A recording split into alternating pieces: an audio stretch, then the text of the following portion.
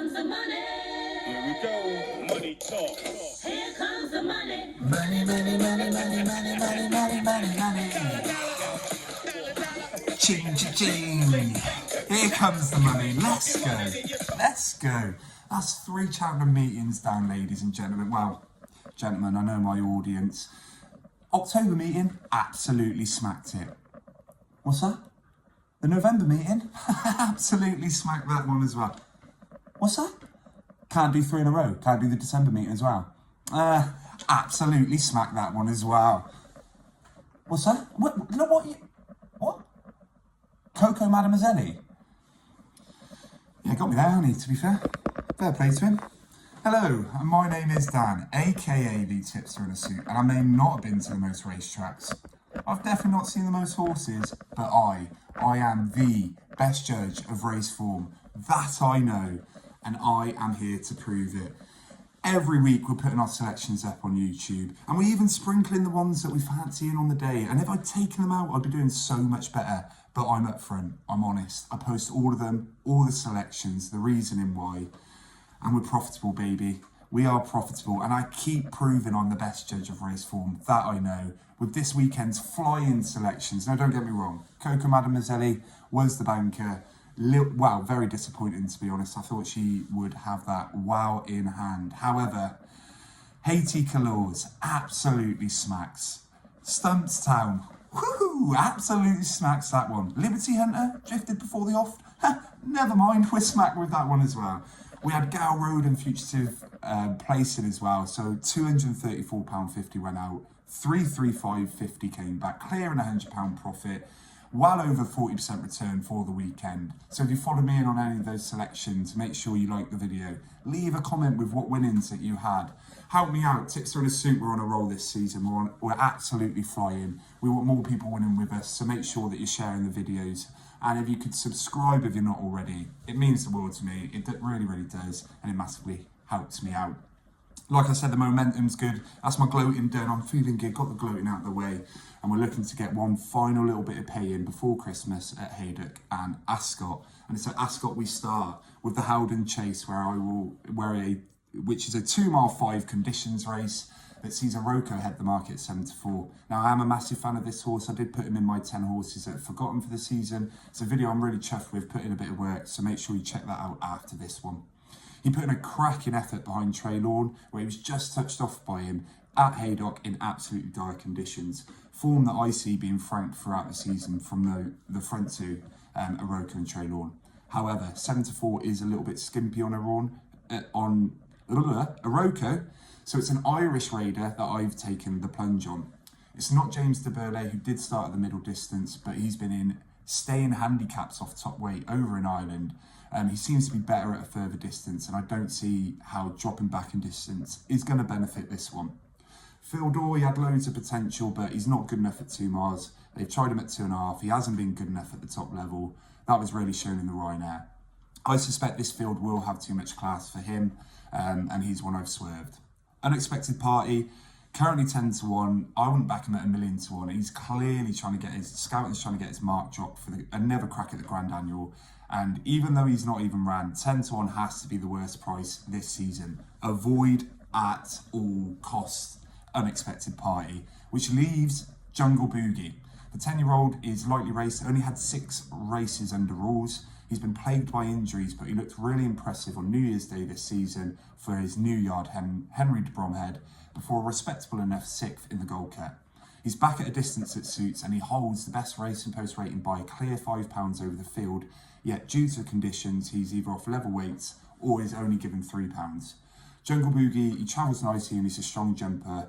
He's massively unexposed at the top level, so he could well be up to this level of competition before bigger targets in the spring. Like I said, I do like Aroko a lot, and I may end up covering him on the day, but for the purpose of this anti-post selection video, it's £10 each way. That's been taken with 365 at 8-1. He's 5-1 everywhere else, so make sure you get on with 365. The long walk hurdle is after that, and strong leader heads the market at 5-2. And he did absolutely nothing wrong at Newbury, to be fair, and he could well follow up in this race. But at 5-2, I've decided to leave him. The wall park for Gordon Elliott will either not run, or he's going to run terribly to lower his mark for the per attempts.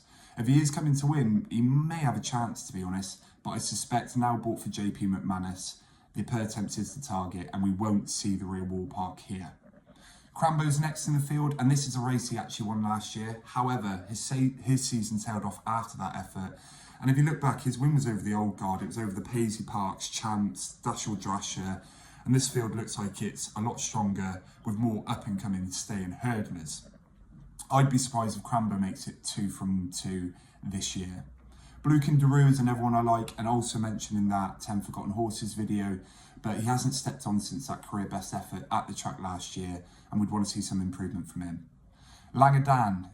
Old Langadan, he's the best rated in the field, and on his day he should be up to a race like this. However, he has a terrible record at this time of year, and whilst I'm still holding on to some faith that he's going to turn that corner and become a Grade 1 winner at Cheltenham, it's unlikely we see him winning this Saturday. But listen here, right, I've had enough of this. For those of you that are saying they're trying to drop his mark for the Coral Cup, he was left on 160 after his last run. There's minimal to no chance that the handicapper is going to drop him at least £10, which is what he needs for him to get into the Coral Cup come March. It's not the race they're going for. They're clearly going for the Stayers Hurdle. Do not comment at me saying, oh, they're trying to drop him into the Coral Cup. He's a 160 animal. It's never going to happen. All right, so he's not going into the handicaps. After that race, there's no selection in that, by the way, just a rant. After that race, it's a 3-mile handicap where Victorino heads the market 5-2. He was a fast finishing third, if you remember, at Newbury Gold Cup, and he was left unchanged on 1-4-3, so he must have a shout. The Williams Yard, they're absolutely flying on their Saturdays, and it is their time of year, but at 5-2, it's too short, and I'm happy to let him go and win. The Changing Man was raised £5 for his second at Newcastle, and he's promised to be well handicapped for ages. Saturday may finally be his day, but the field looks strong, and personally, I don't think he's that great a jumper.